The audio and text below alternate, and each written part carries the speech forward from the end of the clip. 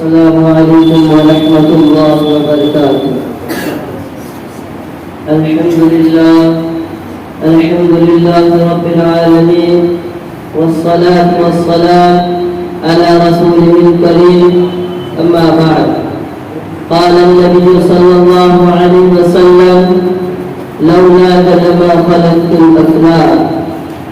محترم بزرگوں اور دوستوں، آپ حضرات کا ممنون ہوں گے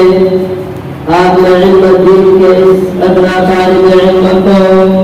محمد نہ ہوتے تو کچھ بھی نہ ہوتا کہ ذریعہ عنوان پر اس پرانی بزم میں شرکت کی دعوت دے کر اسٹیج تک پہنچنے کا قیمتی موقع عطا فرمایا۔ اس کے لیے دوبارہ آپ حضرات کا شکریہ ادا کرنا چاہتا ہوں۔ حضرات، ابھی میں نے ایک حدیث قدسی پیش کی ہے جو اپنے وسعت کے لحاظ سے میری تقریر کے عنوان سے صرف معلوم ہی نہیں بلکہ فصیح و بلیغ انداز میں اس مفہوم کی گہرائی و گہرائی کو اپنے دامن میں سمیٹے ہوئے ہیں۔ رسول حضرت صلی اللہ علیہ وسلم نے فرمایا کہ اللہ تعالیٰ کا ارشاد ہے: اے نبی صلی اللہ علیہ وسلم، اگر آپ کو اس عالم کائنات میں جنگا گر کرنا مقصود نہ ہوتا تو میں قطعی طور پر آسمان کو پیدا نہ کرتا۔ ایک ایسی دنیا جانب حقیقت ہے جس کا اظہار اس حدیث قدسی میں موجود ہی سچ ہے۔ حضرات، دن و رات کی پیدائش، کشتیوں کو سمندروں میں چلنا،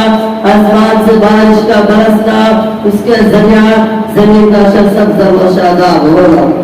کائنات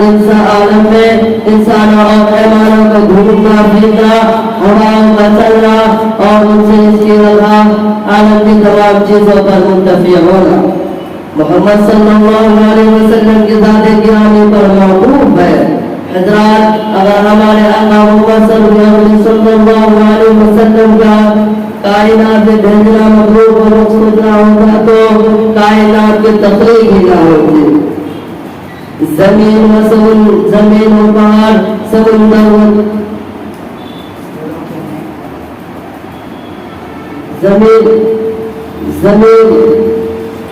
زمین و آسمان، سمندر اور پہاڑ، جنگل اور بیابان، سردی اور گرمی، تاریکی اور روشنی، مہتاب و احتاب، حسن و جمال، عشق و محبت، نظم و فکر، علم و ہنر، ان جیسی چیزیں اپنے وجود سے محروم ہو جاتی